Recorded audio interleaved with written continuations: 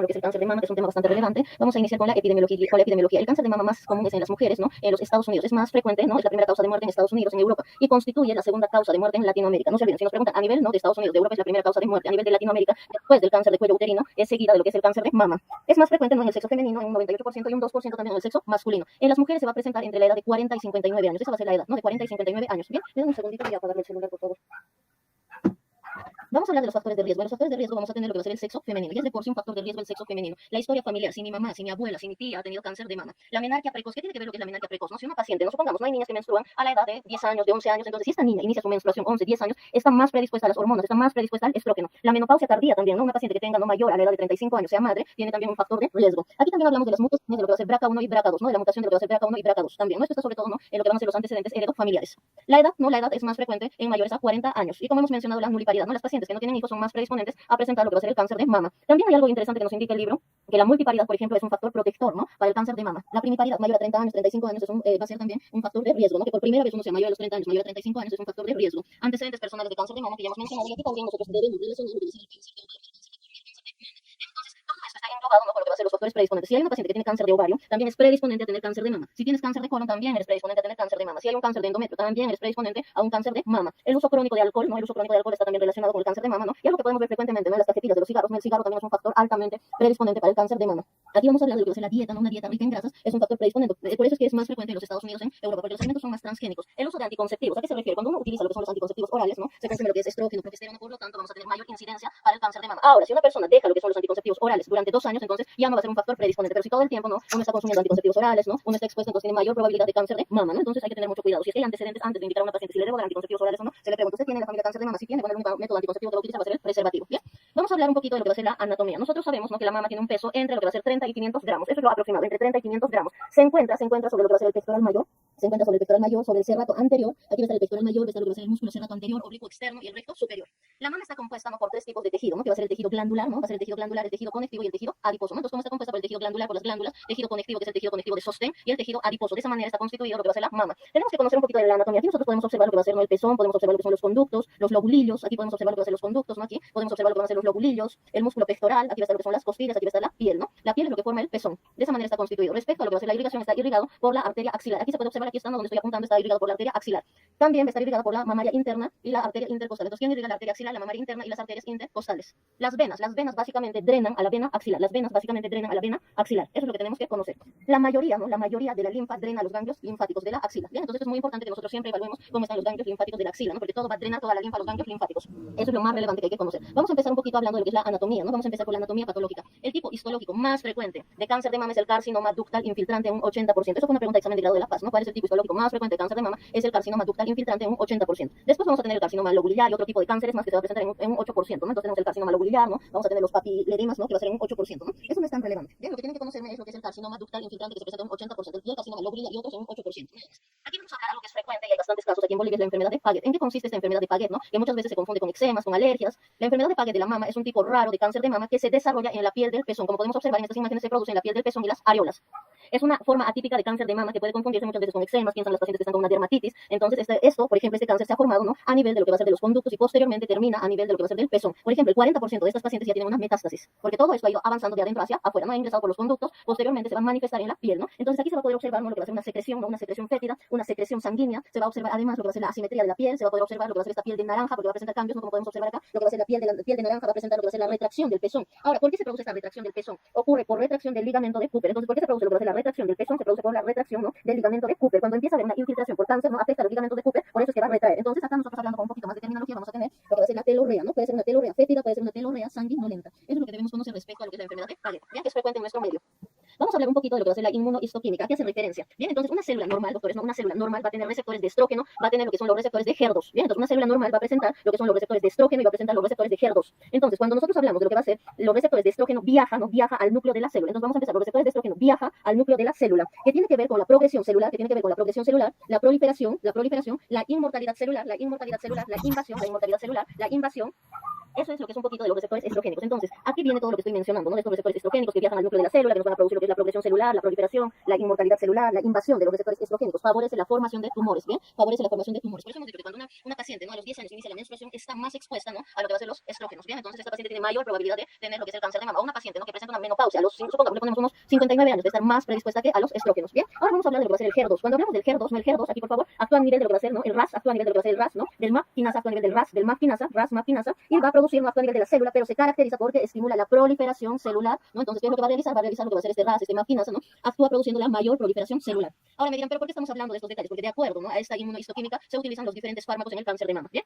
Ahora, nosotros vamos a hablar de lo que van a ser los subtipos. En los subtipos vamos a tener el luminal A, tenemos el luminal B, tenemos el HER y el triple. Bien, entonces vamos a empezar nosotros, ¿no? El triple negativo tenemos, aquí está. Vamos a empezar con lo que va a ser el luminal A. Cuando nosotros hablamos de lo que va a ser el luminal A, no se les considera, ¿no?, como células maduras. Bien, entonces al luminal A se le considera como célula madura. ¿Qué va a presentar en la inmunohistoquímica? Presenta receptores de estrógeno, presenta receptores de estrógeno, receptores de progesterona, presenta receptores de estrógeno, receptores de progesterona. Aquí tiene los receptores de HER2. Y su ki es menor al 14%. ¿Qué quiere decir que es menor al 14%? Este paciente no va a tener una mayor recuperación. Entonces, esta paciente, por ejemplo, tiene cáncer, no tiene un subtipo luminal O, este paciente va a ser más sencillo el tratamiento, tiene una recuperación de un 95%.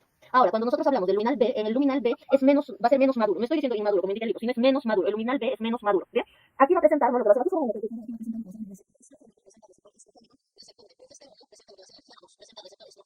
a presentar el HER2, y aquí tiene un ki, ¿no?, mayor al 14%. Va a presentar un ki mayor al 14%. ¿Qué quiere decir? Que va a presentar un porcentaje, ¿no?, menos de recuperación. ¿Qué quiere decir? Que su porcentaje de recuperación va a ser aproximadamente de un 65 a un 70%.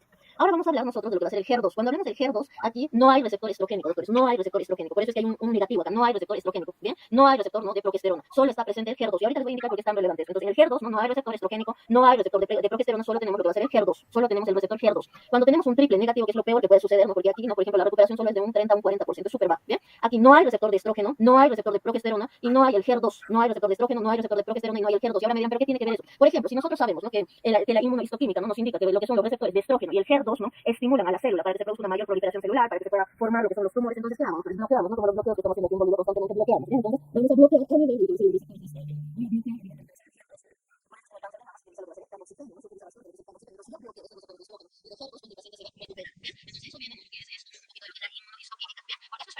Puede ser que a una tía no tenga cáncer de mama, un familiar, una amiga. ¿Ya? Vamos a empezar con lo que va a ser la definición, ¿no? ¿Qué es el cáncer de mama? El cáncer de mama es la proliferación acelerada, desordenada y no controlada de células pertenecientes a distintos tejidos de una glándula mamaria. Es la proliferación maligna de las células epiteliales que están alrededor de los ductos o lóbulos. Esa es la definición. Al menos hay que conocer que el cáncer de mama es la proliferación acelerada, desordenada y no controlada de las células pertenecientes a distintos tejidos de una glándula mamaria. Es más frecuente, ¿dónde es más frecuente? Aquí, por favor. Cuando ustedes hagan el examen físico, revisan a una paciente aquí, doctores, en el cuadrante superior externo, donde está la cola de Spence. Entonces, ¿dónde es más frecuente? En el cuadrante superior externo, donde se encuentra la cola de Spence. Incluso cuando se hace las biopsias se hace de aquí, doctores, de la cola de Spence, no de aquí, se hace del cuadrante superior externo, donde se encuentra la mayor parte de tejido glandular, donde constituye una prolongación en dirección a la axila denominada cola de Spence. Entonces es aquí donde se presenta más frecuentemente, ¿no? Porque aquí nosotros tenemos una subdivisión donde tenemos 4 cuadrantes, ¿no? El superior interno, ¿no?, el inferior interno, ¿no? Aquí, ¿cuáles son los cuadrantes?, ¿no? Pueden preguntar, ¿no? Entonces tenemos superior interno y superior externo, que es donde tenemos mayor cantidad de glándulas, ¿no? Por eso es aquí más frecuente lo que es el cáncer de mama en el cuadrante superior externo. Vamos a tener también el inferior interno, inferior interno, el inferior externo, el que va por fuera, ¿eh? Vamos a hablar nosotros de dos tipos de cáncer, ¿no? Como al ingresar, ¿no?, a la clase les he indicado, ¿no?, que va a ser más frecuente el carcinoma ductal, ¿no?, in situ, que se presenta en un 80%. Bien, entonces la bibliografía no es del todo concluyente. La mayoría de los estudios sugiere que la prevalencia de carcinoma ductal in situ es entre aquellas pacientes portadoras de mutaciones de BRCA1, BRCA2, es equivalente a pacientes de alto riesgo, no portadoras de mutaciones. Bien, entonces eso es lo que nos indica, ¿no? Si bien la bibliografía no es del todo concluyente, la mayoría de los estudios sugiere la prevalencia del carcinoma ductal in situ entre aquellas pacientes portadoras de mutaciones de BRCA1 y BRCA2, es equivalente a pacientes de alto riesgo, no portadoras de mutaciones. Bien, por ejemplo, acá donde se va a presentar el carcinoma ductal a nivel de los conductos, no se está presentando a nivel de los conductos. Miren esta imagen, por ejemplo, aquí podemos observar células anormales a nivel del conducto, esta es la más frecuente. ¿Cuál va a ser? Aquí vamos a hablar también de lo que va a ser la evolución de la patología mamaria benigna, ¿bien? Entonces recuerden que nosotros hemos hablado, ¿no?, de lo que va a ser el carcinoma, ¿no?, in situ ductal, y también hemos hablado de los lobuliliares, ¿bien? Entonces hemos dicho que los lobuliliares y los otros tipos de cáncer de mama se presentaban solo en un 8%. Entonces aquí vamos a hablar de la patología mamaria benigna. Las lesiones proliferativas, especialmente aquellas que presentan atipia citológica, se caracteriza por una hiperplasia lobuliliar, como pueden ver es una hiperplasia lobuliliar atípica, una hiperplasia ductal atípica, son las entidades precursoras de cáncer de mama in situ e invasoras de mayor importancia, ¿bien? Entonces esto hemos indicado, ¿no?, que es menos la frecuencia, que se presentaba solo en un 8%. Ahora, si esto no se trata, pues va a evolucionar, su evolución va a ser a lo que va a ser el cáncer ductal, no se olviden, ¿no? Entonces va a ser el cáncer no ductal in situ, a eso va a ser su evolución, que se presenta en un 80%. Vamos a hablar de lo que es el síndrome de Li-Fraumeni, ¿no?, del síndrome de Li-Fraumeni. Cuando hablamos de este síndrome, incluso es pregunta de los exámenes, ¿no?, he visto en la PAS que les preguntan, es un síndrome autosómico dominante que se manifiesta por el desarrollo de determinados cánceres durante la infancia, con el concomitante riesgo de que ello implica en el desarrollo de múltiples cánceres primarios durante la vida adulta. De ellos, lo más característico es el sarcoma de partes blandas, ¿no? Entonces aquí se va a caracterizar el síndrome de Li-Fraumeni porque se va a desarrollar durante la infancia. Aquí las características de este síndrome va a ser el sarcoma de partes blandas, el osteosarcoma, las leucemias, los tumores del sistema nervioso central, tumores suprarrenales y el cáncer de mama, ¿no? Y el cáncer de mama. Entonces, ¿qué se va a presentar? Un sarcoma de partes blandas, el osteosarcoma, las leucemias, tumores del sistema nervioso central, tumores suprarrenales y cáncer de mama, ¿bien? Entonces, eso es lo que nos indica el síndrome de Li-Fraumeni. Vamos a hablar de lo que son las manifestaciones clínicas de lo que va a ser el cáncer de mama. El cáncer de mama es más frecuente, no es uno de los hallazgos más frecuentes, donde uno puede, ¿no? Muchas veces puede percibir lo que va a ser una masa palpable. ¿Dónde se percibe esta masa palpable? En el cuadrante superior externo, ¿no? Se presenta en un 75% en el cuadrante superior externo. Algunos, ¿no? Algunos pacientes presentan lo que va a ser la mastodinia, que va a ser dolor en las mamas, y muchas veces lo relacionan con la menstruación. Evidentemente, porque también hormonal sí hay una mastodinia en la menstruación, pero que fuera de la menstruación estés con mastodinia no es normal. El 10% va a presentar lo que es la telorragia, ¿no? Que va a presentar una secreción sanguinolenta, y un 2.5% presenta lo que va a ser la retracción de la mama, y algo que es relevante que siempre tenemos que evaluar es las adenopatías, ¿no? Sobre todo a nivel axilar, ¿no? Que se presentan en un 40%. Eso es lo que nosotros debemos conocer. También debemos indicarle, ¿no? A todas las mujeres que se deben realizar el autoexamen, ¿no? Entonces, el autoexamen se tiene que realizar después de la menstruación. Entonces, ¿en qué consiste? Consiste en que la mano izquierda se va a colocar sobre la cabeza y con la mano derecha se va a iniciar, ¿no? Revisando lo que va a ser el pezón, ¿no? Se hace una presión suave en el pezón, ¿no? Si es que no hay algún tipo de secreción posteriormente, ¿no? En forma circular se va a ir evaluando lo que es toda la mama hasta la axila. Esto se tiene que realizar, ¿no? Después de lo que va a ser la menstruación. Y también uno tiene que verse, ¿no? En un espejo para ver si las mamas están simétricas, si están iguales, ¿no? Si el pezón se ha invertido, o si hay retracción de la piel, o si hay una piel de naranja. Entonces, es muy importante la revisión desde los pezones, ¿no? En forma circular, ¿no? Se va a realizar, ¿no? Lo que es esta revisión, ¿no? Hasta terminar toda la mama, posteriormente, ¿no? La axila, y por último, otra vez se hace la presión en el pezón. Y esto siempre hay que realizarlo después de la primera semana de la menstruación. Aquí vamos a hablar también, ¿no? Ya he mencionado, ¿no? Todo lo que tenemos que conocer, ¿no? Respecto a lo que va a presentar una paciente que tiene cáncer, ¿no? Dolor, la mastodinia, que va a presentar, ¿no? Lo que va a ser la retracción de la piel, este cambio de coloración, que va a tener una coloración, ¿no? Media amarilla, media naranja, ¿no? El enrojecimiento y la descamación en la piel o el pezón, porque, por ejemplo, llegó una paciente, no hace ya a los 6 meses, y ella lo relacionaba que tenía, bueno, dermatitis, ¿no? Y cuando se le hizo mayores estudios, se hizo referencia, pues la paciente ya tenía un cáncer, ¿no? Tenía un cáncer de mama, ¿no? En última fase ya no había mucho que hacer, les comento. Bien, entonces, porque ¿qué es lo que la paciente se buscaba en internet y lo relacionaba con un eczema, con una dermatitis? ¿Cómo se hace el diagnóstico, no? Por ejemplo, aquí vamos a hablar un poquito, ¿no? Si es que supongamos, mi paciente no tiene como antecedentes la mamá que ha tenido cáncer, ¿no? La tía que ha tenido cáncer, la hermana que falleció por cáncer de mama. Entonces, en estas pacientes, por ejemplo, ¿no? Lo que va a ser la ecografía de mama se tiene que realizar a partir de los 22 años, se tiene que realizar 2 veces al año, lo que va a ser esta ecografía de mama hasta los 30 años, ¿no? Entonces, aquí lo que nos indica, ¿no? Que sí o sí, cuando hay antecedentes, todas las mujeres de la familia, no las hijas, ¿no? Se tienen que hacer lo que va a ser una ecografía de mama. Ahora, que es controversial. Uno de los libros nos indica, ¿no? Que se debería realizar esta ecografía solo hasta la edad de 30 años, y a partir de los 30 años se tendría que hacer la mamografía. Ahora, otra literatura nos indica, ¿no? Que la ecografía mamaria se debería realizar hasta los 40, y a partir de los 40 realizarse, ¿no? Lo que va a ser la mamografía. Entonces, ambos están en lo cierto, doctores, ¿no? Cualquiera de los dos que ustedes mencionan está en lo correcto, ¿bien? Entonces, se tienen que realizar 2 veces al año. Vamos a hablar de lo que va a ser la ecografía de mama. Cuando nosotros hablamos de lo que va a ser la ecografía de mama, son signos sugestivos de malignidad. ¿Por qué? Porque los márgenes están irregulares. Vamos a tener, ¿no? Áreas hipoecogénicas. Entonces, ¿por qué se caracteriza? Número 1, márgenes irregulares. Va a estar, ¿no? Lo que va a presentarse lo que es esta hipoecogenicidad. La textura es una textura heterogénea. El diámetro antero-posterior es mayor que el diámetro lateral. Hay una presencia de sombra acústica posterior, además de contornos microlobulares, ¿no? Entonces nosotros podemos observar estos contornos, ¿no? Que van a ser microlobulares. Es útil en pacientes jóvenes con mamas densas. Entonces, esto es lo que es la ecografía mamaria. Entonces, lo relevante que vamos a tener márgenes irregulares, vamos a tener áreas hipoecogénicas, una textura heterogénea, el diámetro antero-posterior es mayor que el diámetro lateral y la presencia de una sombra acústica posterior. Bien, ahora vamos a hablar nosotros sobre lo que va a ser la mamografía, ¿no? Les he indicado, ¿no? Que según distintas literaturas se tiene que realizar algunos indican a partir de los 30, otros indican a partir de los 40. Bien, son signos de malignidad estos nódulos espiculados de límites mal definidos con distorsión del parénquima. No se va a presentar lo que va a ser, ¿no? La distorsión del parénquima adyacente, presencia de microcalcificaciones, no se va a poder observar lo que va a ser la presencia de microcalcificaciones, y además van a estar agrupadas. Entonces, en este caso se realiza, ¿no? En las pacientes, como les dije, mayores a 30 o a partir de los 40. Si es que sale alguna alteración, por ejemplo, hay microcalcificaciones, hay distorsión del parénquima, directamente se tiene que realizar la resonancia magnética, ¿no? Entonces, es directamente para resonancia, para biopsia, ¿no? Pero siempre no vamos a realizar lo que va a ser una ecografía, una mamografía. Vamos a hablar aquí qué es lo que sucede cuando mi paciente, ¿no? Ya tiene cáncer de mama, ya tiene la clínica, doctores, de lo que va a ser cáncer de mama. Para el diagnóstico se tiene que realizar lo que va a ser una ecografía, se realiza una ecografía guiada, ¿no? Por punción de aspiración con aguja fina. Entonces, ¿cómo se hace? ¿No? Lo que va a ser el diagnóstico. Se hace una ecografía guiada, ¿no? Por punción, aspiración con aguja fina. Bien, entonces esto se le conoce como el PAF, ¿no? Entonces, ¿qué se va a realizar? Ecografía guiada, ¿no? Y se va a realizar una punción con aspiración con aguja fina. Bien, entonces de esa manera se va a realizar lo que va a ser la biopsia en esta paciente. Nos va a permitir diferenciar entre lo que es un tumor quístico, un tumor sólido, también nos va a indicar, ¿no? Si es benigno o es maligno, que es lo más relevante para la paciente, para que inicie lo más antes posible lo que va a ser su tratamiento. Ahora, nosotros vamos a hablar, ¿no? De los marcadores tumorales. Entre los marcadores tumorales que se le pide a una paciente va a estar lo que es el BRCA1 y el BRCA2, ¿no? Entonces, siempre, ¿no? Las pacientes que han tenido cáncer de mama o que se están haciendo sus controles se les pide lo que es BRCA1 y BRCA2, ¿no? Tienen un marcado incremento en la susceptibilidad con un riesgo de padecer cáncer de mama en toda su vida, del 50 al 85%. Bien, entonces, por ejemplo, lo que se hizo en el Dinario se hizo lo que es BRCA1, BRCA2 y se hizo lo que es una mastectomía de prevención, ¿eh? Posteriormente se colocó, ¿no? Lo que son prótesis mamarias que ni se nota. Entonces, ella, por ejemplo, tenía, ¿no? La mamá, lo que es su tía, la hermana de la mamá, fallecieron, ¿no? Por cáncer de mama, desde la abuela, ¿no? Entonces, ella, ¿qué es lo que hizo? Se hizo, ¿no? Los distintos laboratorios, ¿no? Lo que es BRCA1 y BRCA2 y decidió realizarse, ¿no? Lo que es una mastectomía radical. Posteriormente se colocó lo que es una prótesis, ¿no? De mama como profilaxis, como prevención. Entonces, para eso sirven los marcadores tumorales. También para realizar lo que es un seguimiento, ¿no? Para realizar el seguimiento, por ejemplo, en una paciente que está en remisión de cáncer de mama, se les hace los controles anuales y se les pide lo que es BRCA1 y BRCA2. Por ejemplo, en Bolivia ya tenemos, les comento, ¿no? ¿Cuánto está aproximadamente? Bueno, les hablo de hace más o menos un año, doctores, ¿no? Estaba sobre lo que es 1200, 1300. Ahorita no debe estar un poquito más, ha debido subir también. Entonces, para eso se piden los marcadores tumorales. Y bien, aquí he tratado de que no sea tan aburrido algunos puntos que tenemos que conocer, porque esto ya lo maneja como tal lo que va a ser oncología, ¿no? Y nosotros no somos oncólogos, no tenemos que tener un conocimiento general. Bien, entonces vamos a hablar de lo que va a ser la clasificación de cáncer de mama. Bien, nosotros hablamos de de lo que va a ser, ¿no? Los tumores, ¿no? Ya vamos a hablar, ¿no? Del tumor 1M1. Bien, entonces cuando hablamos de este tumor, ¿no? 1, doctores, en la clasificación, ¿no? El T1, nosotros hablamos de que se va a presentar no menor a 1 milímetro. Entonces este T1 se caracteriza porque va a ser menor a 1 milímetro. Cuando es menor a 1 milímetro se hace lo que va a ser la lumpectomía, se hace la lumpectomía, bien, lumpectomía. Entonces ese va a ser el tratamiento. Y la paciente no va a poder regresar a sus actividades normales, se va a recuperar, va a llevar una vida normal, o sea, tiene el 95% de curación. Bien, cuando hablamos del T1A va a presentar mayor a 1 milímetro y menor a 5 milímetros, va a ser mayor a 1 milímetro y menor a 5 milímetros. Es multicéntrico. Aquí que se va a realizar la lumpectomía, ¿no? Aquí se hace la lumpectomía, bien, entonces también aquí se va a realizar, ¿no? Lo que va a ser no solo lo que va a ser la lumpectomía, también aquí se tiene que realizar, ¿no? Lo que va a ser el vaciamiento, ¿no? De algunos ganglios, bien, entonces aquí se tiene que hacer la lumpectomía más lo que va a ser la verificación de los ganglios. No si hay compromiso, lo que va a ser los ganglios se hace un vaciamiento ganglionar, ¿no? Del ganglio afectado, pero si no, solo se realiza lo que va a ser la lumpectomía, bien. Ahora, cuando hablamos del T1B es mayor a 5 milímetros, bien, ya va a ser mayor a 5 milímetros. Aquí cuando es mayor a 5 milímetros se tiene que utilizar lo que va a ser una terapia adyuvante, ¿no? Aquí utilizamos lo que va a ser la hormonoterapia. Recuerden cuando hemos hablado de los receptores estrogénicos, de los receptores de HER2, entonces aquí sobre todo algo voy a bloquear, entonces, por eso es que nosotros tenemos que conocer lo que es luminal A y luminal B, ¿no? ¿Para qué nos sirve conocer lo que es luminal A, B, ¿no? Nos sirve nosotros, no si es que mi paciente le está causando, según la inmunohistoquímica, lo que va a ser los receptores no de estrógeno, o tiene lo que va a ser el HER2, entonces en estos pacientes se les da el tamoxifeno, ¿no? Entonces el tamoxifeno se da en pacientes que están en edad fértil. Entonces, si está en edad fértil, mi pacientita, de inmediato tengo que bloquear el estrógeno. Entonces, ¿qué se le da? Tamoxifeno durante 5 años, doctores, ¿bien? Durante 5 años. Ahora, si mi paciente ya es posmenopáusica o está en la menopausia, se utiliza el anostrozol, ¿bien? Esto es en pacientes que tienen menopausia, ¿no? O están ingresando, ¿no? Entonces se utiliza lo que es el anostrozol. En edad fértil se utiliza el tamoxifeno, tanto el tamoxifeno como el anostrozol. ¿Cuál es su mecanismo de acción? Bloquea los receptores de estrógeno, bloquea lo que va a ser el HER2, ¿bien? Entonces, aquí, ¿qué es lo que se va a realizar? Se va a realizar lo que es la lumpectomía más la radiación, no se tiene que realizar lumpectomía más la radioterapia, ¿no? Lumpectomía, radioterapia, y además mi paciente tiene que estar con el tamoxifeno o el anastrozol, ¿bien? Eso es lo que tenemos que conocer. Ahora vamos a hablar de lo que va a ser del T1C. Cuando hablamos del T1C es mayor a 10 milímetros, que quiere decir mayor a 1 centímetro, mayor a 10 milímetros o mayor a 1 centímetro.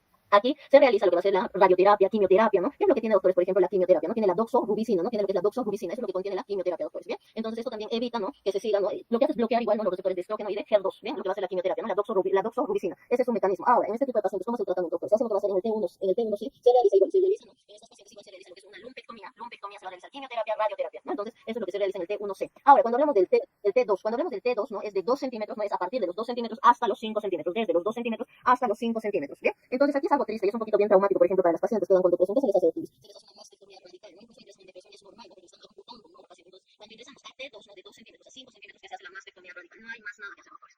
Aquí vamos a preservar lo que va a ser el pectoral menor. ¿Para qué se preserva lo que es el pectoral menor, no? Para que mi paciente no forme edemas, ¿no? Para que la linfa pueda drenar. Para eso se preserva lo que es el pectoral menor, ¿bien? Y aquí, obviamente, se va a realizar lo que es la linfadenectomía, ¿no? Entonces, se va a hacer el vaciamiento de los ganglios. Entonces, ¿cómo se preserva el pectoral menor? Para que mi paciente no realice, ¿no? Lo que son edemas, ¿bien? Entonces, aquí se hace un vaciamiento ganglionar, no se hace lo que es la mastectomía radical. Y estos pacientes también reciben lo que va a ser la quimioterapia, la radioterapia, y van a tomarlo durante 5 años el tamoxifeno. Que hemos indicado que el tamoxifeno se toma en edad fértil, ¿no? Para bloquear el estrógeno y el HER2, ¿no? Y el anastrozol que se va a tomar, ¿no? Cuando la paciente ya es menopáusica, ¿no? Está ingresando a la menopausia. Ahora vamos a hablar del T3, ¿no? El T3 es mayor a 5 centímetros, ¿no? El T3 es mayor a 5 centímetros. Aquí, ¿qué es lo que se realiza? Pues aquí, lamentablemente, hay un compromiso a nivel ganglionar. Entonces, en estos pacientes antes de la cirugía, se hace lo que es la quimioterapia neoadjuvante. Porque cuando uno se directo a la cirugía, ustedes saben que es cáncer, entonces se va a empezar a diseminar. Entonces, primero, en este caso, como ya es mayor a 5 centímetros, primero se hace la quimioterapia y posteriormente se va a realizar la cirugía, ¿no? Igual que va a ser mastectomía radical, lo que se hace la mastectomía radical, ¿no? Se le va a realizar lo que va a ser la quimio, la radio. Bien, entonces, en esta paciente se hace este tratamiento en sándwich, que se conoce, que quiere decir primero lo que va a ser la quimioterapia, posteriormente se hace la mastectomía y otra vez se le hace la quimio y la radio, ¿no? Y una vez que haya una vez que se inicia un tratamiento, ¿no? Hasta algo continuo, hasta la mastectomía, otra vez,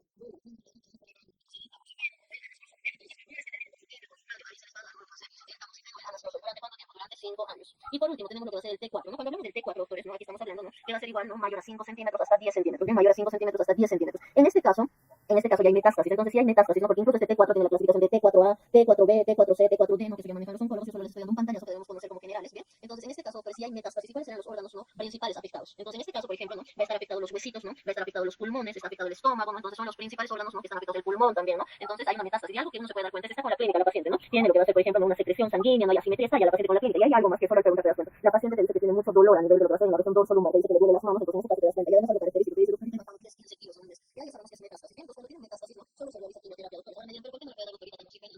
Porque cuando estamos hablando, doctor, de lo que va a ser, por ejemplo, ¿no? Una metástasis, ¿no? Y también le voy a indicar que hay cánceres, ¿no? Hay cánceres donde, ¿no? Por ejemplo, ¿qué me voy a dar el triple negativo? Cuando hemos hablado de triple negativo, si recuerdan, hemos dicho que no había receptores de estrógeno, no había receptores de progesterona, no había receptores de HER2. ¿Qué quiere decir? Si mi paciente es triple negativo, es lo peor que puede pasar, doctor, es lo peor. ¿Por qué? Porque no le puedo dar una medicación a mi paciente. No me puede decir, pero puedo comprar el medicamento, debe, doctor, pero no hay receptores. Entonces, como yo dar el medicamento al aire, doctores, ¿bien? Entonces, aquí vamos a hacer un paréntesis. Cuando hay triple negativo, es lo peor que puede suceder. ¿Por qué? Porque no hay receptores, doctor. Y si no hay receptores, ¿qué voy a bloquear? ¿Cómo voy a bloquear este estrógeno? ¿Cómo voy a bloquear esta progesterona? ¿Cómo bloqueo este HER2? Y hay casos, ¿no? Donde solo se hace lo que es la mastectomía, quimio y radio, no puedes dar ni medicación. ¿Por qué? Porque no hay receptores, doctores, ¿bien? Y cuando hablamos de metástasis, no, aquí en metástasis solo se hace cirugía, doctor. Solo se hace, ¿no? Lo que va a hacer, bueno, depende esto mucho de lo que va a hacer el oncólogo. No hay casos donde se hace la cirugía, no porque el paciente lo pide, y otras veces solo se va a realizar la quimioterapia. ¿Por qué? Porque nos indica la literatura que con la quimio más la radioterapia, la paciente va a tener 8 años de vida. Bien, eso es lo que nos indica el libro. Bien, entonces esto ya es manejo más de oncología, pero quería que conozcan un poquito el porqué de algunas cosas. Bien, ahora vamos a hablar, doctores, ¿no? Ya hemos mencionado que el diagnóstico va a ser, ¿no?, con biopsia, ¿no? Esto también ya hemos mencionado, ¿no? Bien, entonces aquí las cirugías, ¿no? Hay distintos tipos de cirugía, ¿no? Entonces aquí vamos a empezar lo que va a ser la lumbectomía, ¿no? Vamos a tener lo que va a ser la tumerectomía, ¿no?, que es la resección total del tumor sin preocuparse en establecer margen de seguridad, ¿no? Esto es la tumorectomía, ¿bien? Vamos a tener también lo que es la cirugía de segmentectomía, ¿no? Entonces tenemos la cirugía también de segmentectomía. En este caso se hace lo que va a ser la resección del área, ¿no?, que engloba el tumor con margen de seguridad de por lo menos 1 centímetro. ¿Qué quiere decir? Que cuando se hace, ¿no?, esta cirugía no segmentaria vamos a tener al menos 1 centímetro. Si supongamos hay un compromiso, ¿no?, de 1 centímetro, ¿no?, o hay un compromiso de 2 centímetros, se va a realizar nuestra cirugía segmentaria, ¿no?, de 3 centímetros. Entonces por lo menos se tiene que tener lo que va a ser un margen de seguridad de 1 centímetro. O sea, vamos más allá del compromiso del tumor.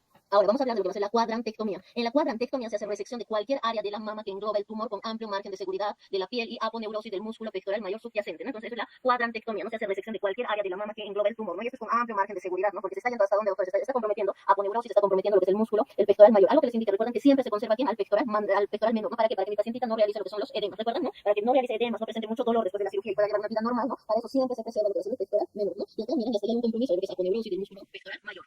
Las cirugías no radicales está la mastectomía, ¿no? Aquí va a estar también, ¿no?, lo que va a ser tumores malignos infiltrantes, ¿no?, que ocupan más del 20% del volumen de mama, ¿no?, o en caso de tumores localmente avanzados. Bien, entonces aquí hablamos de lo que va a ser simple y radical, ¿no? Cuando hablamos de lo que va a ser una mastectomía simple, corresponde a la extracción apenas de la mama con extensión variable de la piel que la recubre, incluyendo el complejo areolo papilar indicado en tumores multicéntricos o intraductales extensos, en esos casos. Y radical indicado en tumores infiltrantes, se retira la mama pectoral. Bueno, hoy en día, doctor, lo que es el pectoral menor se trata de proteger, ¿no?, para que la paciente no presente edemas, pero esto depende mucho del oncólogo, ¿no? Entonces aquí hay casos, hay excepciones en medicina nada exacta donde se realiza una cirugía de pectoral menor, cadena ganglionar axilar y se preserva, ¿no?, el pectoral mayor. Esto depende mucho, doctores, del compromiso y cómo está el tumor. Hay casos, ¿no?, donde se preserva el pectoral menor, ¿no?, y se tiene que realizar la sección del pectoral mayor. Eso depende mucho cómo está localizado lo que va a ser el tumor. Bien. La quimioterapia que ya hemos indicado, ¿no?, que se utiliza, ¿no?, para cáncer de mama diseminado posterior al tratamiento, no posterior a la cirugía, no se va a utilizar lo que va a ser lo que es la quimioterapia. Bien, acá hoy en día ya no se usa lo que es la ciclofosfamida, el metrotexate, no se utiliza lo que es el 5-fluoracilo, no, ya no se usa. Lo que se utiliza, ¿no?, es lo que es el tamoxifeno, doctores, porque ha indicado la actual literatura, ¿no?, que ya no se debe utilizar porque no tiene eficacia. Esto se utiliza, ¿no?, sobre todo, ¿no?, cuando las pacientes no pueden acceder al tamoxifeno, no hay ningún seguro que cubra un cáncer de mama. Entonces, en esos casos, por ejemplo, aquí en Bolivia se usa porque muchos de los pacientes no tienen acceso, no tienen la economía, tampoco hay un seguro, entonces utilizan, pero no tiene buena efectividad. Por eso les he mencionado, porque dirán, pero ¿para qué apuesto si no se usa? Porque estamos hablando, ¿no?, que en nuestro medio, ¿no? Por ejemplo, ahorita, ¿cuánto está, doctor, lo que es el tamoxifeno? Cada uno está 70 pesos. Imagínense tomar durante 5 años, ¿no? Y obviamente, si accedes por el metrotexate, ¿cuánto está el metrotexato, no? El metrotexato, por ejemplo, su costo es de 5 bolivianos, entonces es más accesible. Por eso es que les estoy mencionando, ¿no? Entonces hay una diferencia bien abismal, ¿no? Entonces esto se toma vía oral, doctores, ¿no? Se toma vía oral, ¿no? Y también se utiliza como quimioterapia, ¿no? ¿Y qué es lo que hace? ¿No? Lo que va a hacer es inmunosuprimir y va a producir una destrucción, ¿no?, tanto de lo que va a ser la línea blanca, la línea roja, ¿no? Y por lo tanto también va a degenerar lo que son los tumores, ¿no? Entonces, acá como se maneja vía oral, doctores, y también, ¿no?, se va a utilizar, ¿no? Además, esto les quiero aclarar. Cuando usamos aquel metrotexato, ¿no?, ¿a qué se refiere? Esto es vía oral, doctores, ¿no? Entonces actúa como quimioterapia, doctores. Bien, entonces es vía oral. ¿Por qué? Porque muchos pacientes no pueden acceder a lo que va a ser el tamoxifeno, entonces algún tratamiento se le tiene que dar. Por eso es que dentro de lo que va a ser las quimioterapias orales, ¿no?, vamos a tener lo que va a ser la ciclofosfamida, el metrotexato, ¿no?, el 5-fluoracilo, ¿no?, la prednisona, ¿no?, la vincristina, ¿no? Entonces esto actúa como quimioterapia oral, ¿no?, que te va a inmunosuprimir. Y al inmunosuprimirte, pues, destruye todo lo que está a su paso, no células buenas, malas. Bien, entonces en cambio el tamoxifeno es más específico, doctores, como ya hemos mencionado a nivel de los receptores de estrógeno, a nivel del HER2.